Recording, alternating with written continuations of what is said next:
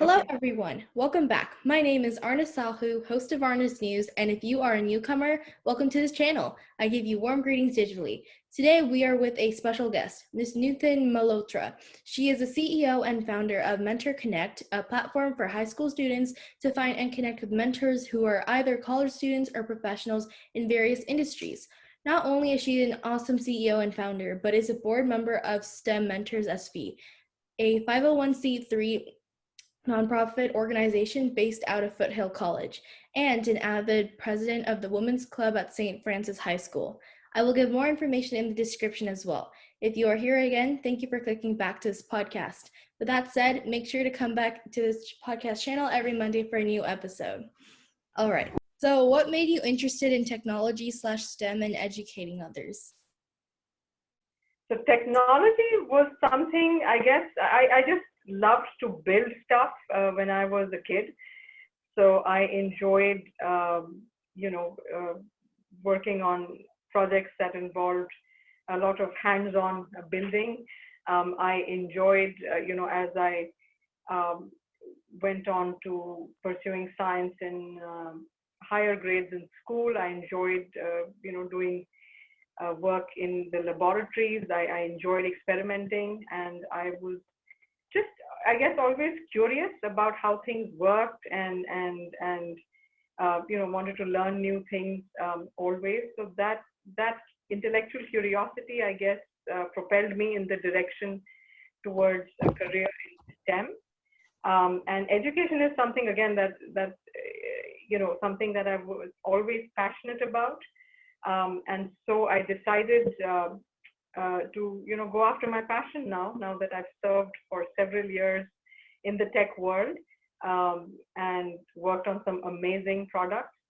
I decided now I would leverage some of my time and energy towards education, which is something I care deeply about. I think it's a great equalizer. It's a great way to contribute to society. And so here I am doing just that. That's really cool. What are the best resources that have helped you find your career path? So when I was growing up, we had very few resources available. It would be talking to our teachers at school. Um, Even connecting with our seniors wasn't much of an option because there was no easy way to connect with them once they graduated from school. Um, so it was, fairly limited number of resources back then. But I remember one of our teachers talking to us about, the new world of computer engineering. It was new then, and that's something that fascinated me. And I was always, like I said, curious about some of these newer technologies that were emerging, and computers was actually fairly new around that time. So I figured that would be something worth exploring. So I went in for that, and after completing my program in computer engineering, I decided to, of course, launch my career as a software engineer.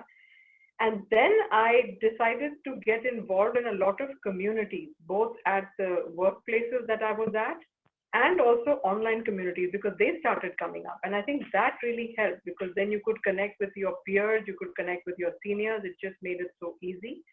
And so these are great resources. I think being able to network with people within your organization, or within your field is offers a lot of value.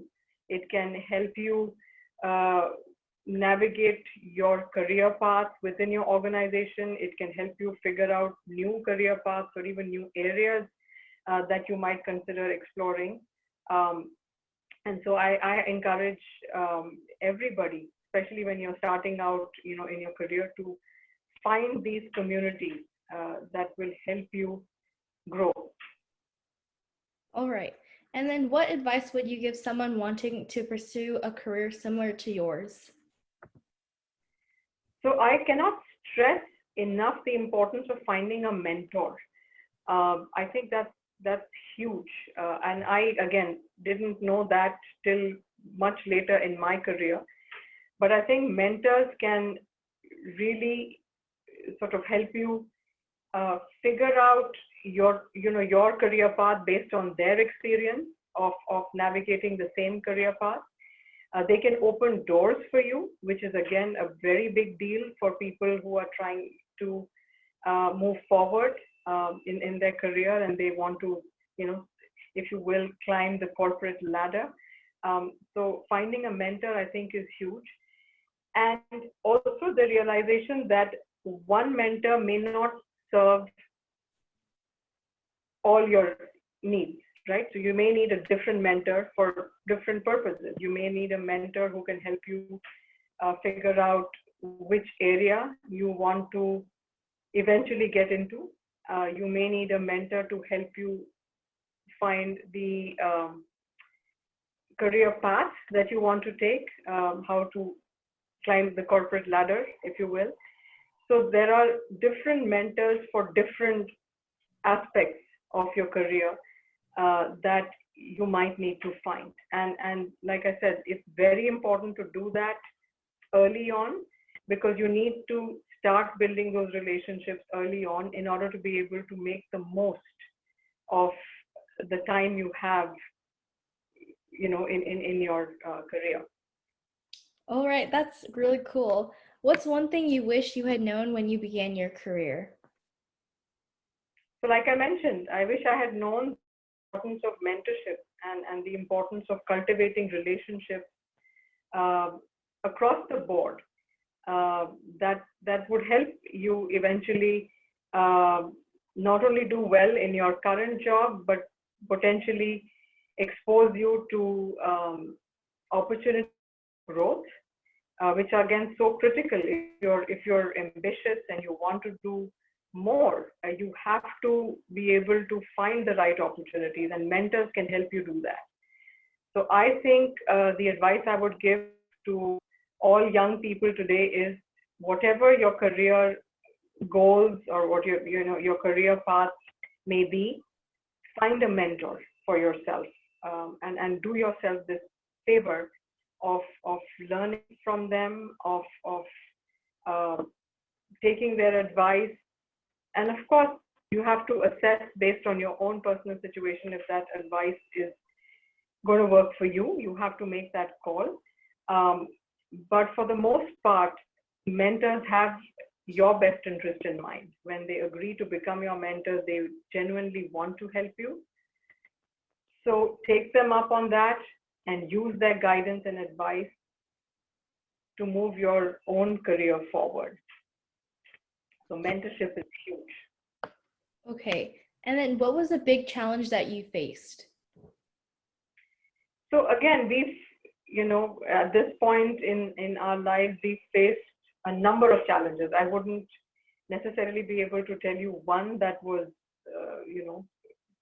more challenging than some other challenges that are thrown at you. That's just the nature of life, I would say.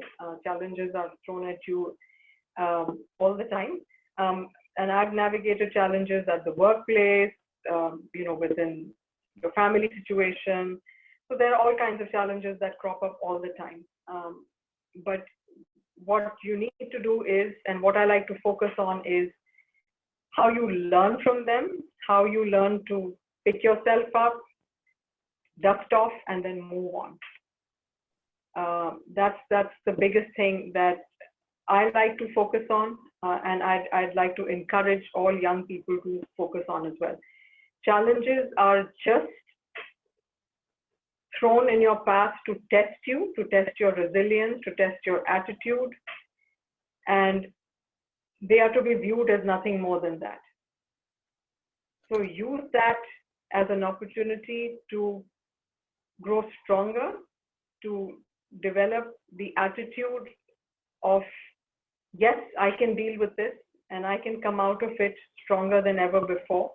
And not just that, I can help others deal with such challenges and come out stronger as well. So that's the advice that I would share with all young people today. All right. And then what is a common myth about your profession that you want to debunk? A lot of people think that when you've completed your formal education in say, engineering or whatever your field may be, that you're done. And, beyond that, it's just going to take you forward regardless of anything else. And that's not true. You have to constantly be learning, because changes happen in the world of technology faster than you can imagine. So you have to be constantly upskilling, reskilling yourself. You have to be basically intellectually curious, and you have to be excited to learn new things, because that's what is going to keep you relevant, and that's what will allow you to have fun at your job and allow you to grow and really make meaningful contributions to whatever you're doing. So, yeah, it's a myth to think that just because you've completed college, 4 years of college, or anything that you've done in grad school, that you're done with learning. I think that's actually just the beginning. You have to be constantly learning, applying the skills that you learn, and grow. And that's what will keep you happy at what you're doing, and that's what will keep your employers happy with you, because you're going to make yourself that much more relevant,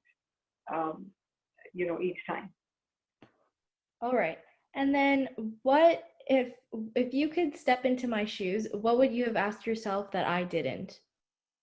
I think you've asked some pretty interesting questions. Maybe just for fun, I may have asked, if I was in your place, I may have asked myself about my hobbies, but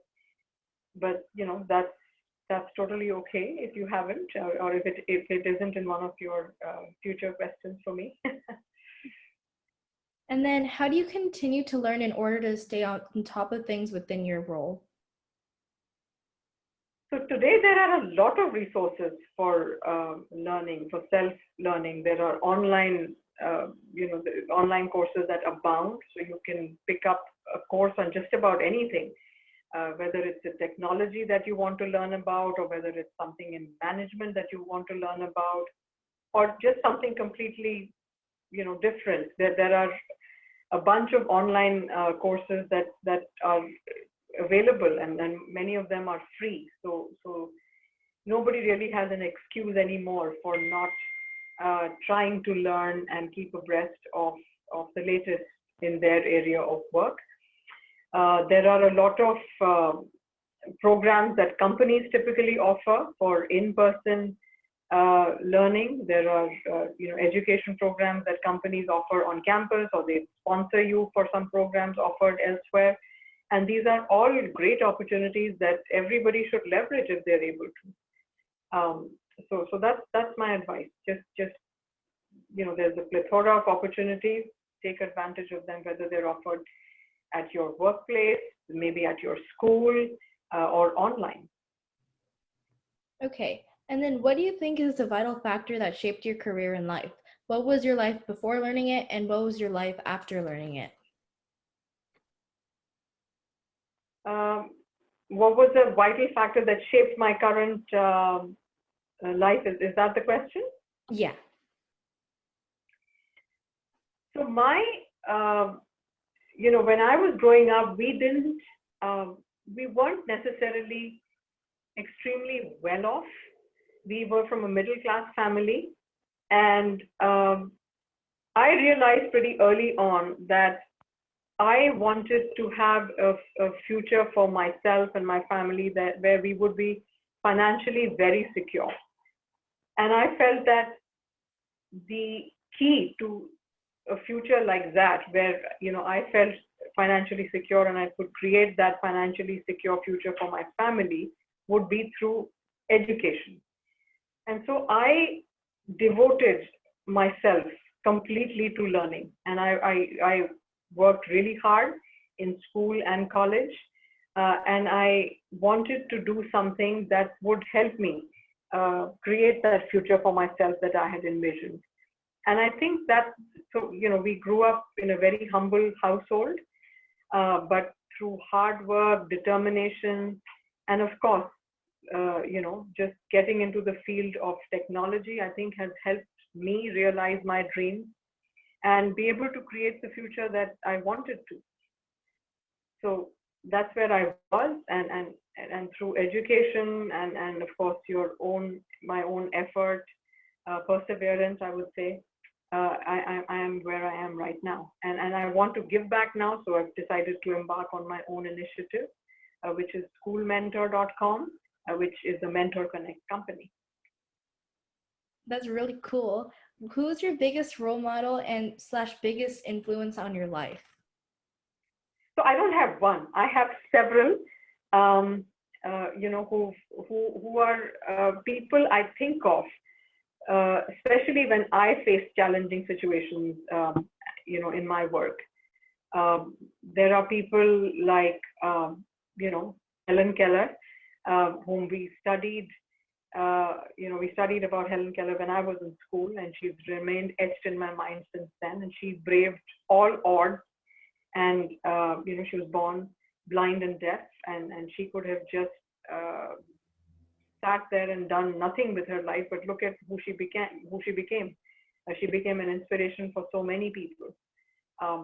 And there are people like the mountain man of India, Dashrath Manji, who single-handedly carved a path out of a mountain using an axe and a chisel, and has made a path from the village that he lived in to the nearest town, and reduced the time it takes to get to that town drastically. So for people who have to endure medical emergencies in his village, they are now able to get to town and get the medical assistance they need in a much timely manner, because of the efforts this one person made over 22 years. So he inspires me, and I'm sure a lot of people found him crazy for trying to carve a path out of a mountain, but he persisted and he did it. And after 22 years, he's made the world a better place, at least for his own community. There are people like Ruth Bader Ginsburg. She's fought for equality for women and justice all her life, and braved all odds, personally, professionally, to do that. So these are all people from different walks of life who've done incredible work in their lifetime. And these are people I look up to when I face challenges, and I think they inspire me to keep moving forward despite all odds. Okay, and then what was your lowest point in life, and how did you overcome that obstacle? So I have several low points in my life, but like I mentioned earlier, I don't like to dwell on those. Those are just challenges that are thrown at you. They are testing you, and you look up to people whom I just mentioned. These are the people who have braved all kinds of difficulties in their life, but they just continue to march forward towards their goals and accomplish them. So that's what I did when I faced difficulties in my work, or in a family situation, or any other situation that becomes a challenge. You draw inspiration from people who've faced similar challenges or some challenges, and come out stronger, and you try to do the same. You just basically draw strength from within yourself. You draw strength from others, and you just move forward on your vision and your path for yourself. And you do come out stronger, is my experience, and is the advice I give to all young people today. You just have to persist, and you just have to keep moving forward, and you have to believe in yourself. You have to believe that, yes, I can do it, and I will do it. And that's how you get over any challenges, any low points in your life. Okay, and then what's the most common reason for people failing and giving up, in your opinion? Do you have any tips to succeed? So a lot of times people start something and they are not prepared, so they're giving it only half-hearted effort, and that you can get lucky and be successful. But my advice is when you're starting something, then give it all the energy you have, give it all you've got, and plan for it to be successful from your side. That's number one. And number two, you have to believe in yourself. You have to believe in your vision and then go after it. And that means, seeking out mentors, seeking out coaches, seeking out whatever you need in order to be able to move forward on that path that leads to what you want to accomplish. So those are the two things I think I would suggest. Believe in yourself and be prepared. Don't do anything half-heartedly.